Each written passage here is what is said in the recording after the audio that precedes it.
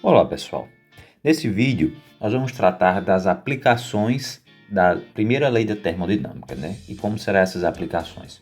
Serão as aplicações voltadas a cada transformação gasosa que a gente estudou no estudo dos gases, né? Então a primeira aqui que nós vamos falar é a transformação isobárica. Relembrando, o que é uma transformação isobárica? É aquela transformação que ocorre quando a pressão fica constante, ok? Cada uma dessas transformações tem um gráfico específico. E aqui, por exemplo, nós temos o gráfico da transformação isobárica e a gente sabe que ele é exatamente um gráfico de transformação isobárica porque a gente observa que nele a pressão permanece constante. Como é que a gente observa isso? Vejamos que nós temos aqui um eixo que representa os valores de pressão, que nesse caso daqui estão em atm, e aqui nós temos outro eixo que representa os valores de volume, que nesse caso estão em litros, certo? A gente observa que o volume, ele varia aqui, ó, de 2 até 7. Vejamos que essa parte aqui em vermelho é a parte principal do gráfico, certo? E é justamente ela que mostra que o valor de pressão aqui está em 4. Então, se o valor único para a pressão é 4, indica então que essa pressão se manteve constante durante toda a transformação. Para nós estudarmos este caso e os demais, nós vamos aqui responder algumas questões que vão nos ajudar a entender como a primeira lei da termodinâmica se aplica a estes casos, ok?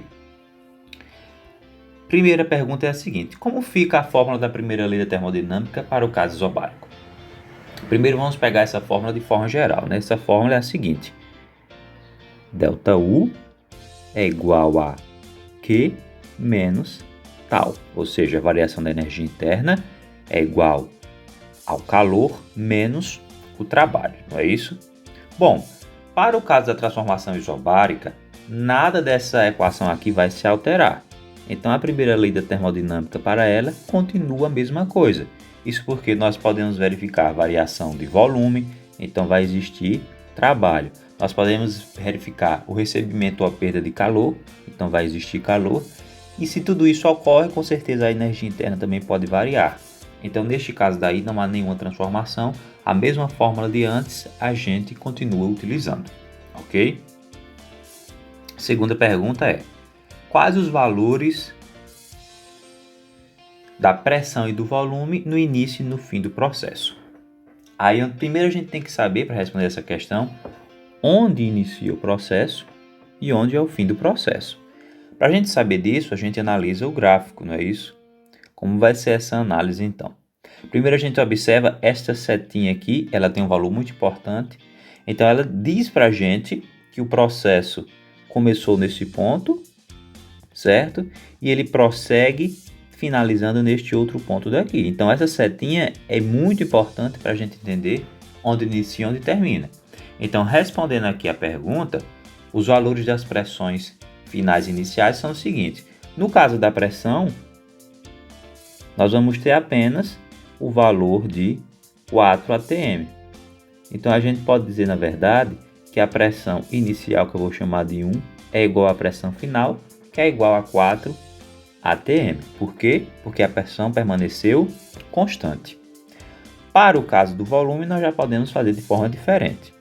Se este ponto é o início, que eu vou chamar de I, e este é o fim, então este valor aqui representa o volume inicial, que vale 2 litros. Temos que observar também aqui, ó, a letra que está sendo indicada.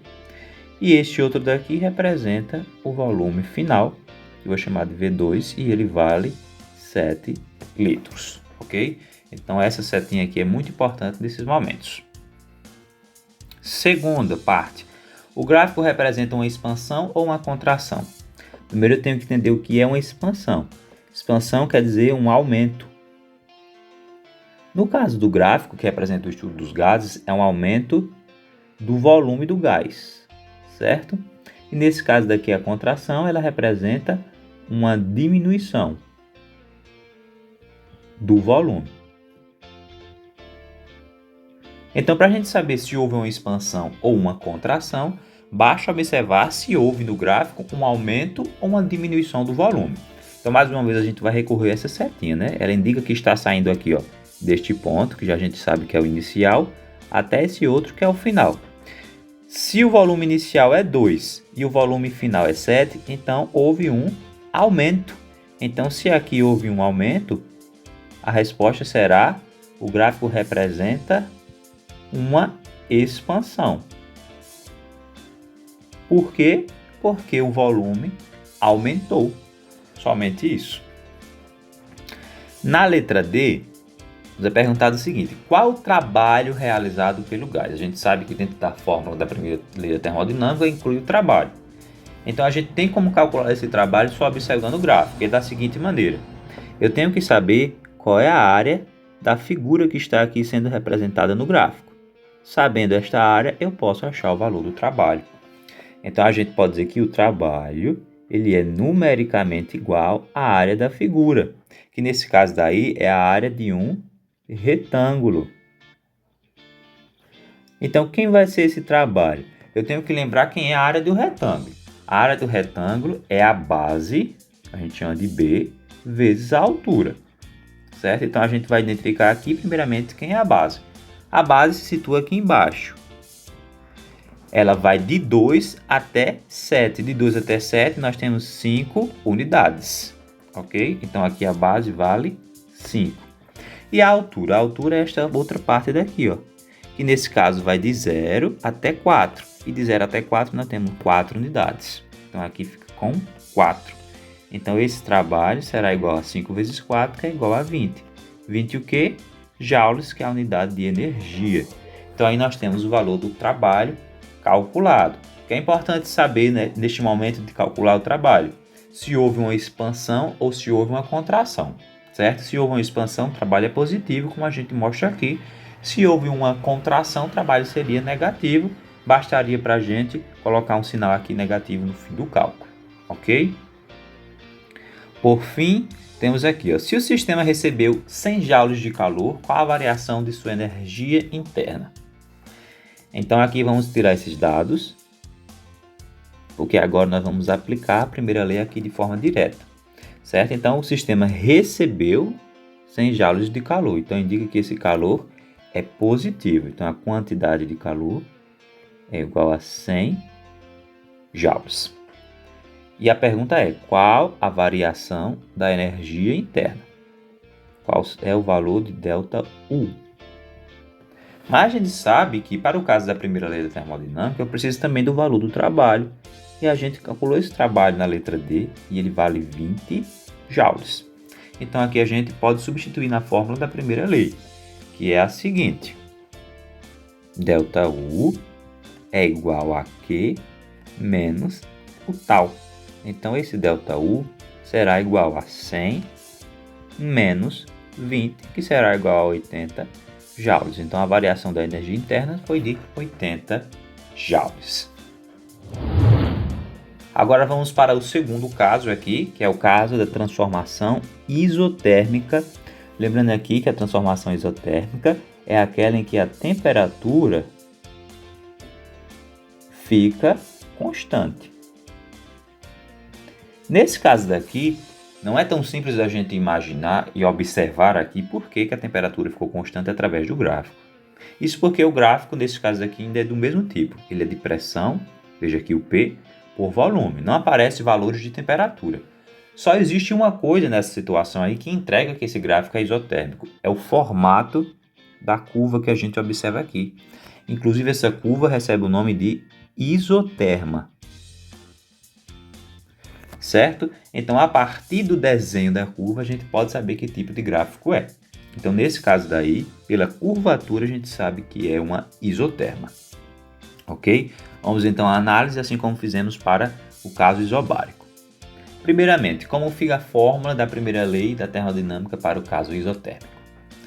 Bom, a primeira lei, como a gente sabe, vou repetir aqui, é ΔU igual a Q menos o trabalho. O que a gente precisa saber sobre o caso isotérmico é que quando uma transformação é isotérmica, o valor de ΔU é igual a zero. Por quê? Porque esse ΔU ele depende da variação de temperatura. E no caso do isotérmico, se a temperatura está constante, essa variação é igual a zero. Então a energia interna também não varia, já que a temperatura também não varia. Então a gente pode substituir aqui por zero, então ficará Q menos tal. A gente pode passar este para o outro lado, então ficará o tal igual a Q. Então a fórmula da primeira lei da termodinâmica fica apenas dessa maneira, porque a energia interna é igual a zero, porque não há variação de temperatura, certo? Continuando a análise do gráfico, nós temos agora quais os valores da pressão e do volume no início e no fim do processo. Mais uma vez, temos que saber onde é o início, né? E onde é o fim, e para isso, mais uma vez, a setinha vai ajudar a gente. Onde foi que começou? De onde a setinha está saindo? A gente observa que está saindo daqui, então aqui é o início, e ela vem percorrendo por aqui até chegar aqui, então aqui é o fim do processo. Então a gente pode saber, primeiramente, quem é a pressão inicial, que a gente vai chamar de P1. É a pressão neste ponto daqui, e a gente observa que vale 1 atm. E a pressão final, veja aqui, ó, o eixo da pressão é este, então vale 2 atms.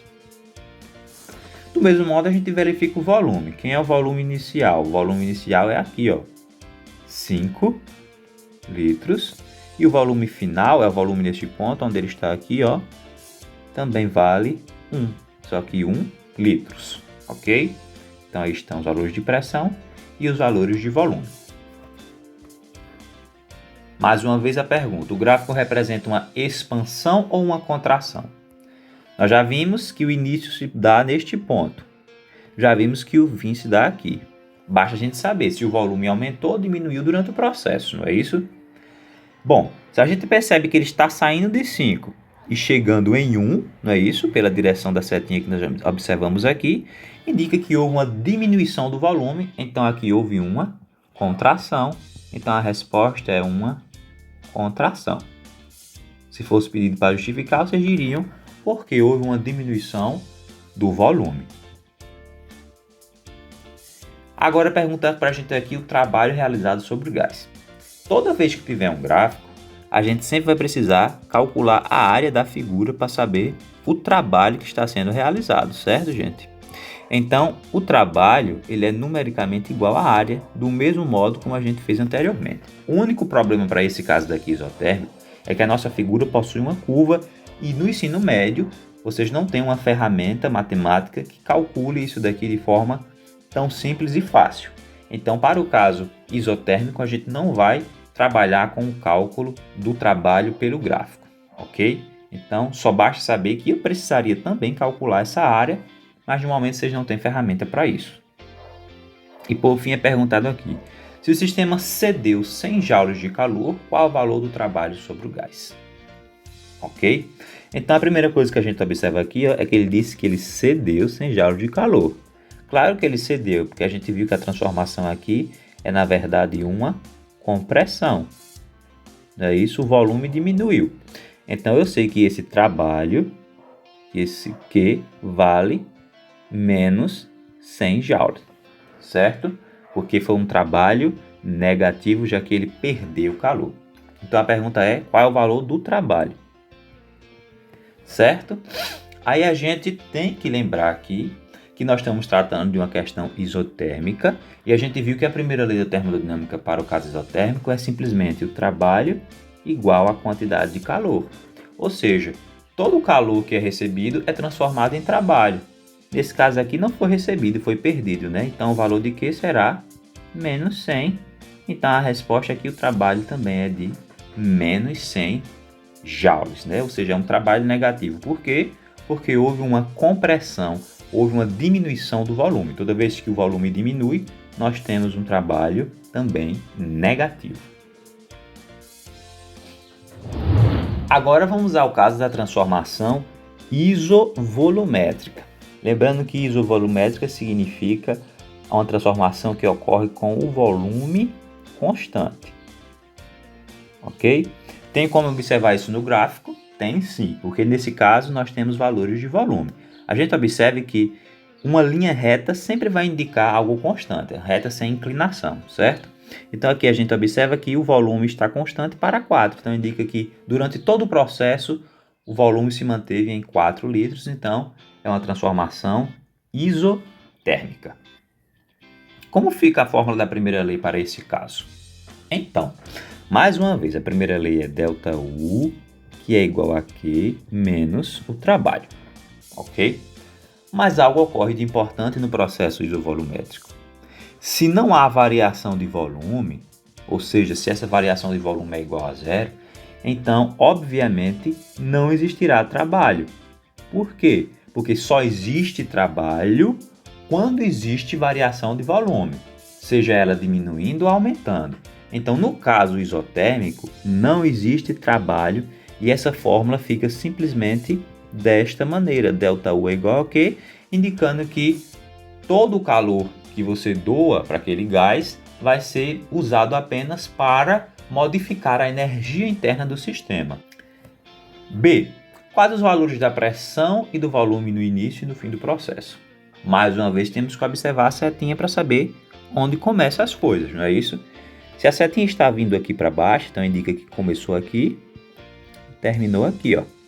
Então, na verdade, o início do processo se dá aqui em 7, não é isso? Então, nós temos uma pressão inicial chamada de P1 de 7 atm. Nós temos uma pressão final de 2 atms.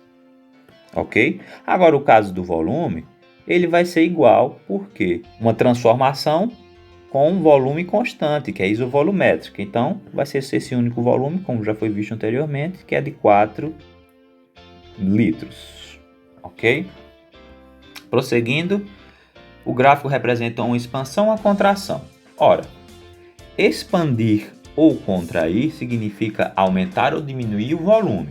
Como nesse caso o volume é constante, então a gente diz que nenhuma das coisas.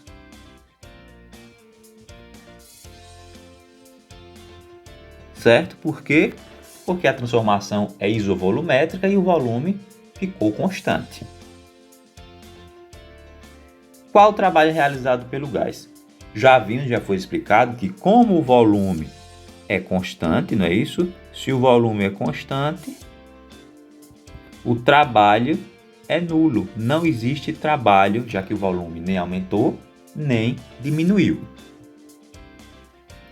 Por fim, vamos resolver isso daqui. Se o sistema recebeu 100 joules de calor, qual a variação de sua energia interna? Então, a gente viu aqui, ó, o sistema recebeu 100 joules de calor. Se ele recebeu, esse calor deve ser positivo. Ele quer saber o valor da variação da energia interna. Bom, a primeira lei da termodinâmica para este caso pode ser resumida simplesmente em ΔU igual a Q, não é isso? Todo calor recebido é simplesmente usado para modificar a energia interna. Então, esse valor de Q será 100, como a gente observa aí, ok? Por fim, agora nós temos essa outra transformação, que recebe o nome de transformação adiabática, que a gente ainda não havia estudado. O que é uma transformação adiabática? A transformação adiabática é aquela que não existe trocas de calor com o sistema, certo? Então, nesse tipo de transformação não existe troca de calor. Mais uma vez, o gráfico é uma forma curva, assim como na isotérmica. Observe que ela é uma curva um pouco mais fechada do que a outra, mas é uma das formas da gente identificar também, é pelo tipo de curva que ele faz aí para a gente, certo? Vamos à análise desse caso também. Primeira dele, como fica a fórmula da primeira lei? Bom, primeira lei, vamos repetir aqui, é ΔU igual a Q menos o trabalho. Já foi visto nesse caso adiabático que o calor não é trocado, então esse calor é nulo, é zero, não existe troca de calor. Então aqui, se esse calor é igual a zero, essa fórmula ficará ΔU igual a menos o trabalho. E essa expressão indica para a gente que quando o sistema realiza trabalho, ele acaba diminuindo a energia interna e não aumentando como em outras situações. Por isso que aqui o sinal é negativo. Continuando, nós temos aqui, quais os valores da pressão e do volume no início e no fim do processo. Mais uma vez, temos que saber onde iniciou, né? Pela setinha aqui, a gente observa que o processo começou aqui e terminou aqui, não é isso? Então, a pressão inicial será aqui, ó, de 8 atm e a pressão final será de 1 atm. Assim como o volume inicial, a gente observa que nesse caso daqui foi de 1 litro e o volume final foi de 3 litros, ok? Continuando, o gráfico representa uma expansão ou uma contração. Mais uma vez percebemos que ele sai desse ponto e chega nesse daqui. A gente observa que nesse processo o volume saiu de 1 e chegou em 3, então houve um aumento, né? Se houve um aumento, a resposta é uma expansão. Então, podemos dizer que o processo representa uma expansão, porque o volume aumentou. E na letra D, qual o trabalho realizado pelo gás? Mais uma vez, a gente bastaria calcular aqui a área da figura. Então, o trabalho será numericamente igual à área. Porém, mais uma vez, nós temos uma curva e não vamos poder fazer o cálculo desta vez. E por aqui encerramos as atividades referentes à primeira lei da termodinâmica.